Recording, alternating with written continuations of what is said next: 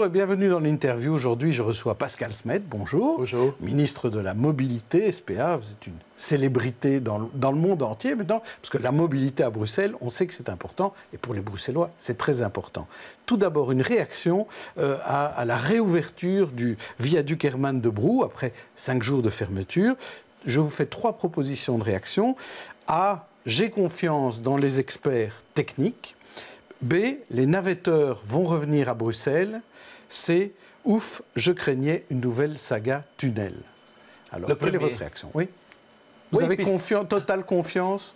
Fait totale confiance. Je n'ai pas la prétention de prétendre que je suis mieux que des ingénieurs civils spécialisés en la matière. Et ce qu'il passait dans le Herman de Brou, c'était clair. Il y a des inspections approfondies qui sont faites. D'abord, il y avait une inspection visuelle qui a dit que c'est en état correct, mais une possibilité d'un défaut caché. Il y a un examen plus approfondi. Les ingénieurs ont dit on n'est pas capable pour le moment, si c'est assez stable, oui ou non. Par conséquent, Bruxelles Mobilité, les ingénieurs là-bas, au conseiller de le fermer temporairement, préventivement, proactivement, pour justement bien examiner. Et ensuite, la conclusion est qu'il y a assez de stabilité. Maintenant, il faut attendre les analyses de qualité de béton pour déterminer la durée de vie, pour voir quelle intervention doit être faite, oui ou non. Et par conséquent, ça montre qu'on prend des choses en main, qu'on n'est plus réactif, mais qu'on est dans le cadre des inspections suivies et planifiées, suivies. Et là, j'étais particulièrement blessé par des reproches de M. De Wolf qui a commencé de jouer une politique politicienne complètement à côté de plaque. Il était d'ailleurs le seul. Bruxelles, ce gouvernement, avec moi, Vervoer 2, on a pris les choses en main.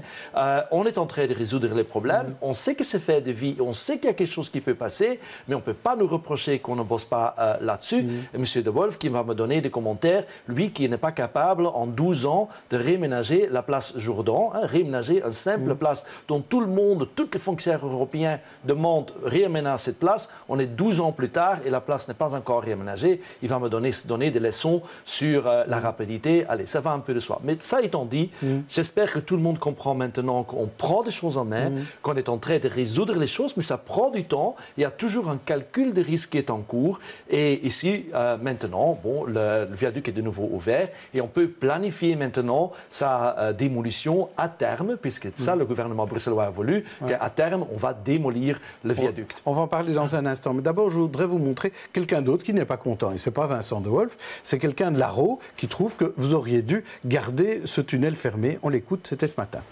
Si on maintient le viaduc fermé et si on maintient les alternatives, on aura à ce moment-là le temps de mieux communiquer, le temps que les usagers voient les avantages qu'il y a à utiliser ces alternatives et pour arriver à terme à une situation beaucoup plus confortable, enfin beaucoup plus urbaine.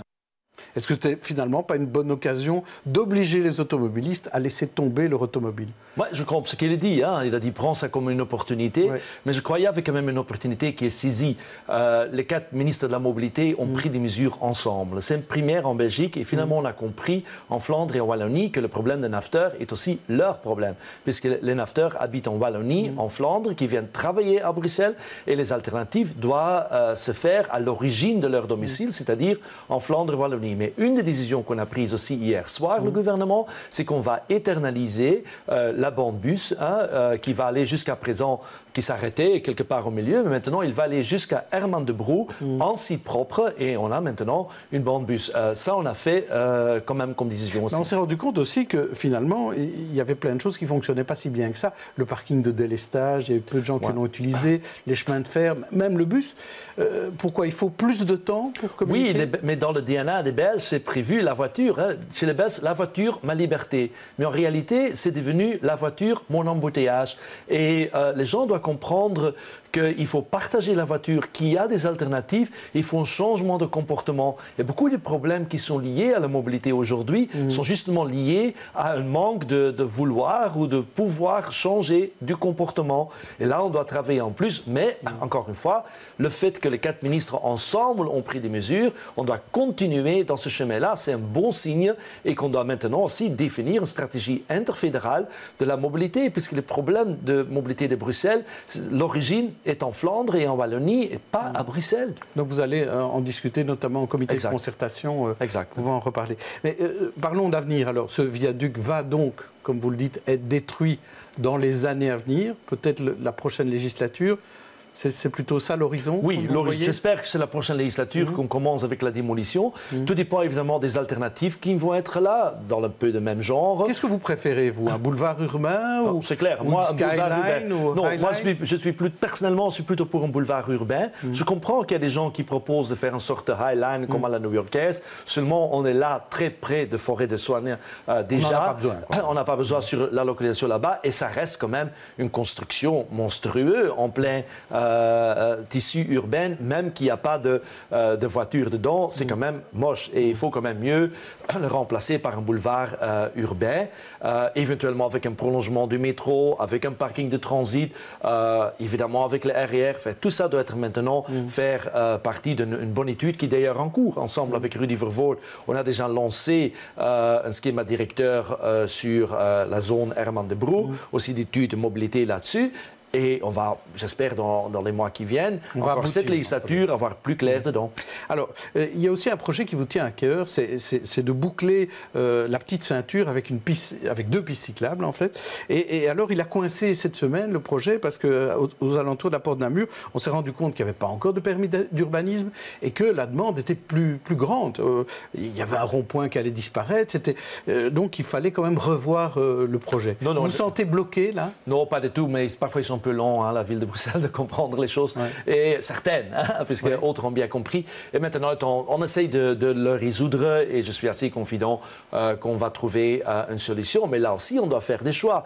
On ne peut pas dire il faut prévoir des alternatives et le bus doit avoir un site propre et on doit prévoir la régularité des bus 71 de Delta, Flagey, jusque de Bruckner. Oui, ça a des conséquences sur l'espace public. Il faut oser des choix. Mais là, de nouveau, on voit que certaines, dans cette ville, veulent toujours tout pour la voiture et rien pour le transport en commun, rien pour les cyclistes, rien pour les piétons. Et je suis très clair là-dessus.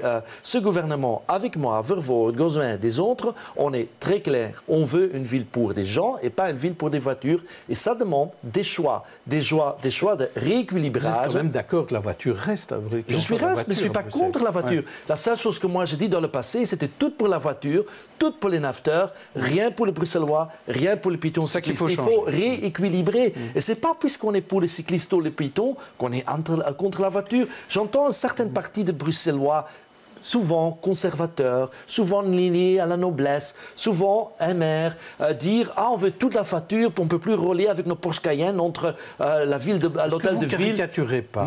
Mais il faut parfois caricaturer moi aussi. Et moi, je suis toujours très nuancé. Mais il y a quand même une caricature qu'on fait, puisque ça, exactement ce que je suis en train de vous montrer, c'est pas puisqu'on est pour le vélo, pour les piétons, on est contre la voiture.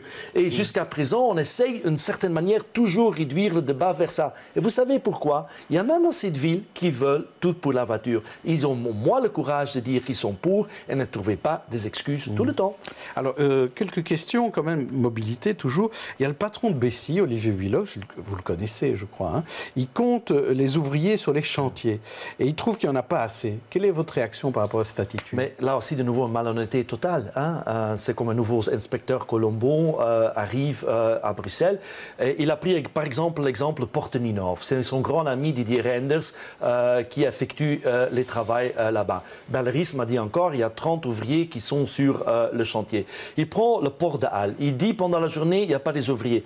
Évidemment, il n'y a pas des ouvriers. On travaille la nuit. On travaille la nuit pour justement garder le tunnel ouvert.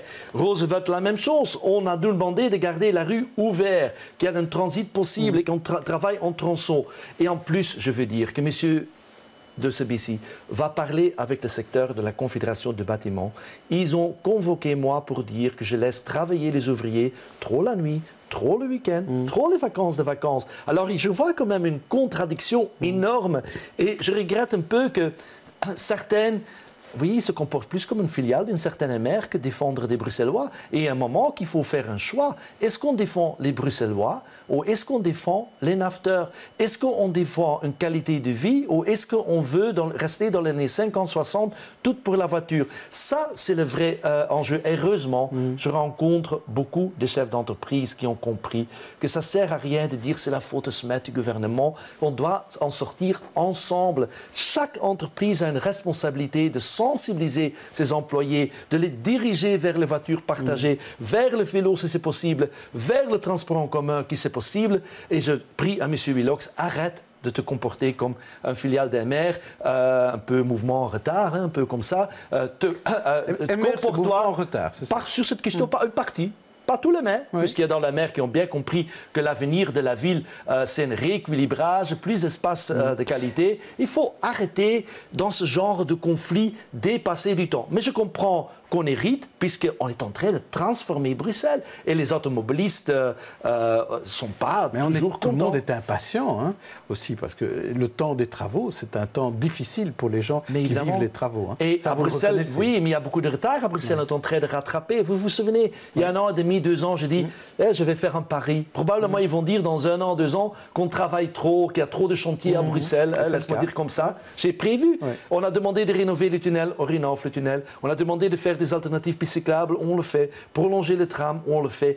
Améliorer la qualité de l'espace public, on le fait. Évidemment, ça a un impact. Et là, on doit communiquer plus. On coordonne déjà les chantiers, mais on doit expliquer encore plus. C'est la raison pour laquelle on commence avec une grande campagne d'information. Alors, plan taxi. Hein, votre plan taxi, on l'attend depuis longtemps. Vous l'avez promis pendant longtemps. Est-ce qu'il va voir le jour? Où est-ce qu'il en est? Mais j'ai clairement dit au Parlement, c'est au gouvernement de décider maintenant. Soit on prend une décision qu'on va dans le sens qui était prévu dans le plan taxi, d'ailleurs approuvé par le gouvernement, adapté après les consultations, bien entendu, ou soit on ne prend pas une décision, mais ne pas prendre une décision, c'est aussi une décision, puisque ça veut dire qu'à ce moment-là, le secteur taxi va avoir des difficultés, mais que UberX, Ubeco, Carazap peuvent rouler à Bruxelles aussi. C'est ça le choix qui est sur la table. Maintenant, le gouvernement a décidé. Moi, je fais mon travail. Maintenant, ensemble, on doit trouver quelle direction on veut aller. Il y a quand même des blocages au gouvernement. On sent que là-dessus, c'est le Parti socialiste qui bloque. Sur les allocations familiales,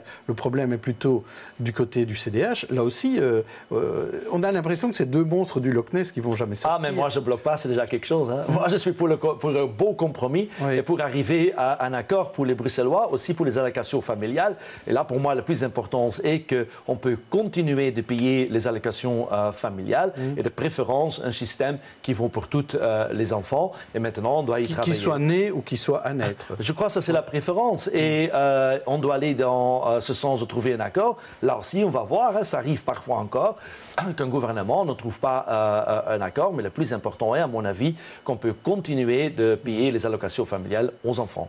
Merci Pascal Smet. Demain, Stéphanie Meyer recevra Caroline Persons. D'ici là, bonne journée et bonne soirée à tous.